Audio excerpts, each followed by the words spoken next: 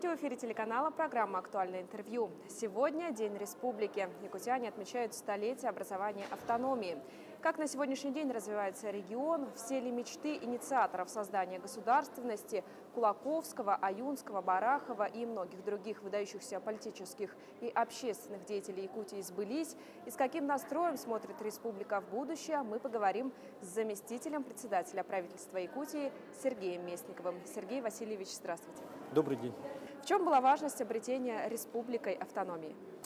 Да, действительно, 27 апреля для нас, для всех якутян, это не только историческая дата, когда было принято историческое решение о создании якутской автономии, но это определенный период, когда мы осознаем всю историю нашего народа, осознаем значение и роль людей, которые стояли в становлении нашей республики.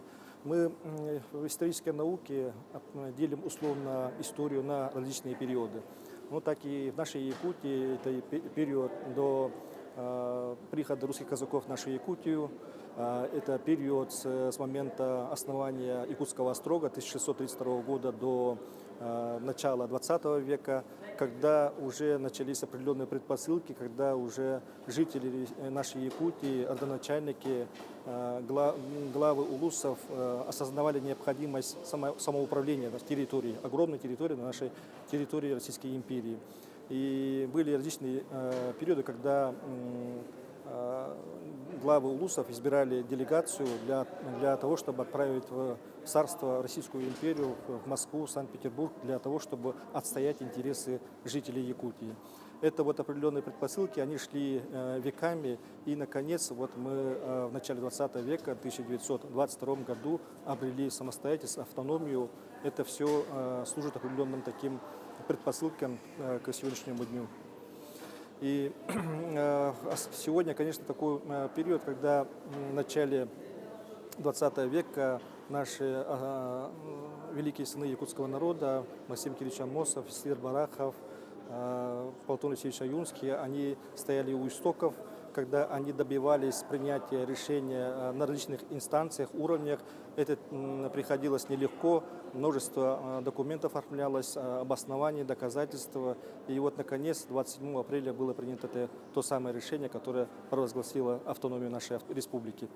В чем значение, историческое значение этого решения? Конечно, это, безусловно, огромное значение в дальнейшем развитии нашей Якутии. Якутия получила самостоятельность в определении своей политики в области, в различных сферах, в сфере образования, здравоохранения, социальной сферы, культуры, физической культуры и спорта. Самостоятельно сформировала орган государственного управления, такие как ЦИК, такие как исполнительный орган Совнарком. Значит, были учреждены министерства в тех или иных областях. И, соответственно, и с того периода начинается большое такое наступательное развитие нашей Якутии. Ну и в начале 90-го года, уже с момента создания Республики Саха-Якутия, на основе того опыта, который сформировался за тот промежуток, мы сделали большой рывок также в становлении наших органов государственной власти, в национальном самосознании. Наша культура поднялась высоко, не только на российский, но и международный уровень. Сегодня о нашей Якутии, о нашей культуре, о нашем уровне образования многие знают и на самом деле гордятся. Как мы готовились к встрече столетия республики? Ну, еще в 2014 году президентом страны Владимиром Путиным было принято решение, указ о праздновании столетия якутской автономии. И тогда был образован федеральный организационный комитет во главе с вице-премьером Юрием Петровичем Трутневым, который утвердил план федеральных мероприятий на территории нашей республики. За счет этого плана была проведена большая работа по капитальному ремонту многих объектов социальной сферы, учреждений культуры. Сегодняшние театры, они получили новое оборудование, был проведен капитальный ремонт их помещений, залов.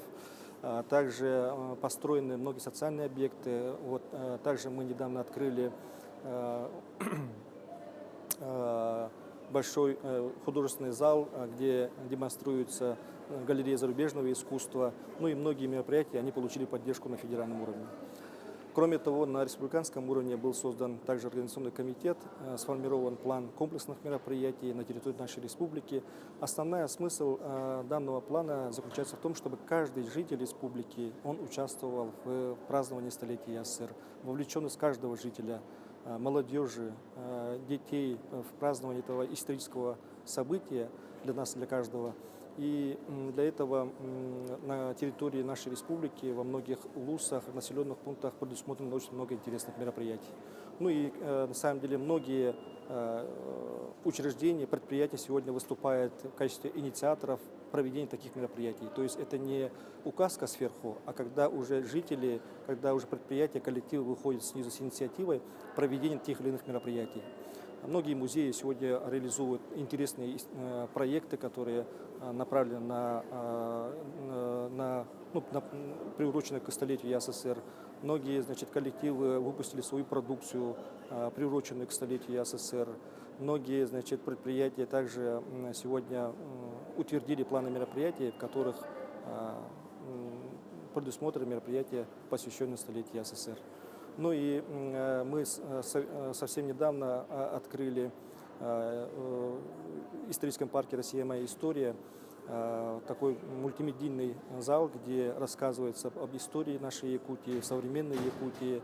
Очень интересно подается и много таких проектов.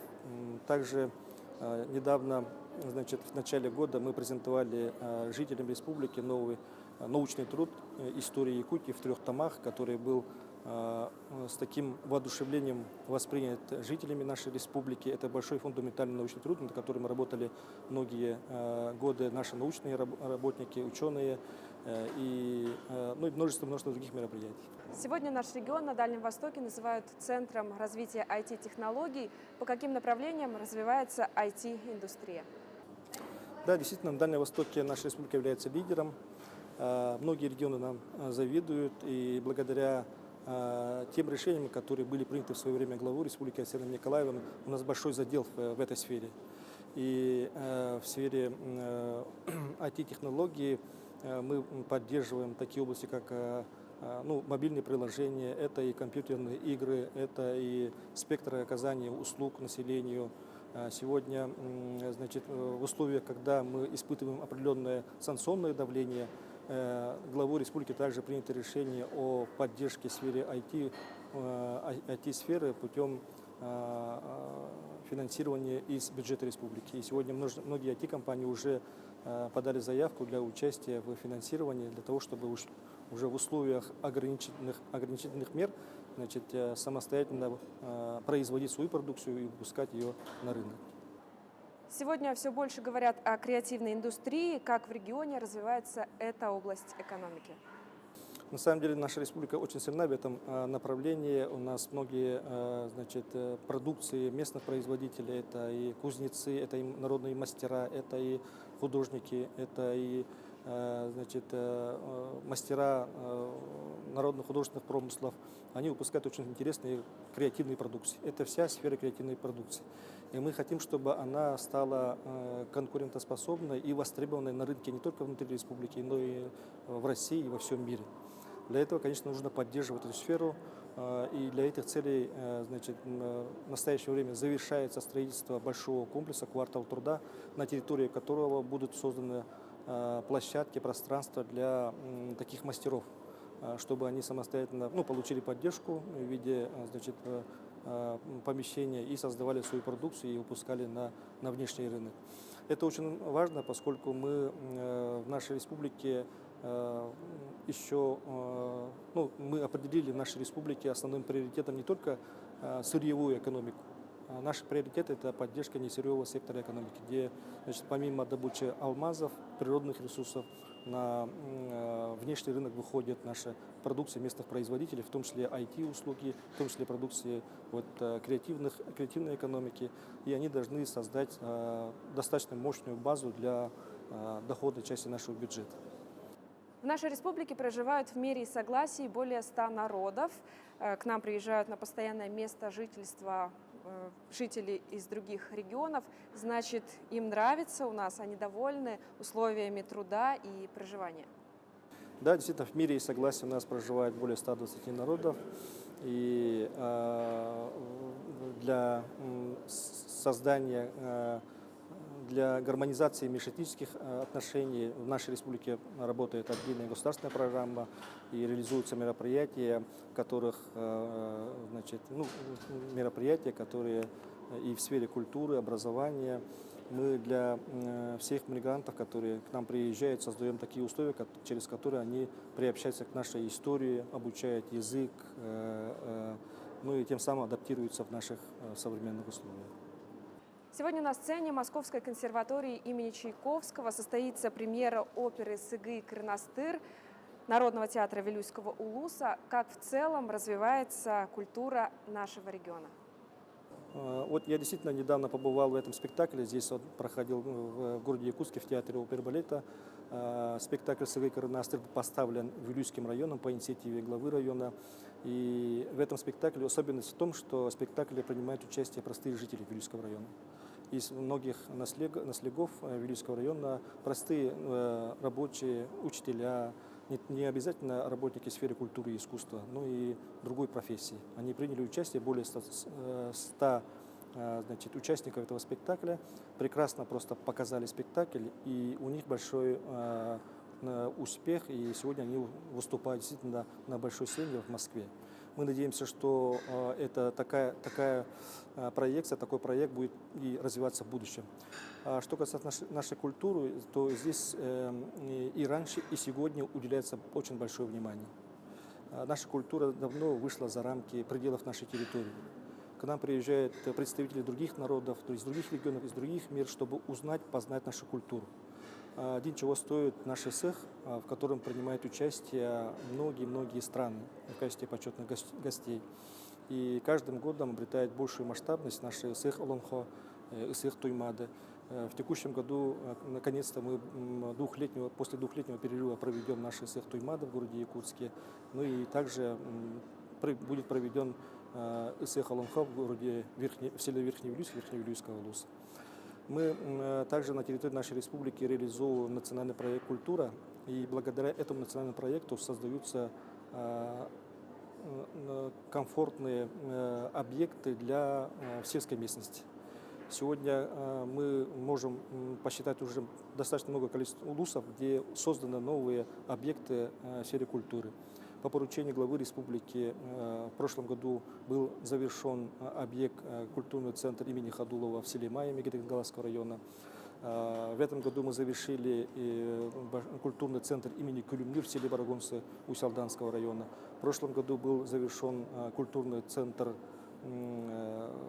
имени Марка Николаевича Жиркова в городе Вилюйске. Ну и сейчас строится также достаточно много культурных центров по нашим территориям, на территории наших улусов. В этом году все спортивные мероприятия, игры Манчары, игры народов посвящены столетию ЯССР.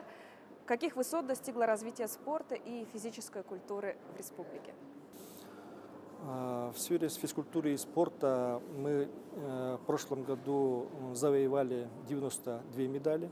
При этом большинство из них золотые медали высшей пробы. Это показывает успех, талант наших спортсменов. Это показывает достаточно хорошую подготовку наших спортсменов. Это показывает о хорошей инфраструктуре, которая сегодня создается на территории нашей республики. Также во многих улусах сегодня строятся спортивные комплексы, и это нам дает положительные результаты по вовлечению населения в систематическое занятие физкультурой и спортом. В селе Бердигестях горного района построен в прошлом году стадион, спортивный комплекс. Сейчас в Барагонцах мы завершаем спортивные объекты, которые приурочены к спартакиаде народов нашей республики. И благодаря созданию такой инфраструктуры мы каждым годом наблюдаем большее количество населения, которое желает заниматься физкультурой и спортом. И намерены достичь к 30 году 70% показателя, когда жители республики будут заниматься физкультурой и спортом. Сергей Васильевич, спасибо за беседу, за то, что ответили на наши вопросы. Желаю вам успехов в работе. Спасибо большое. Это была программа «Актуальное интервью». Оставайтесь на нашем телеканале.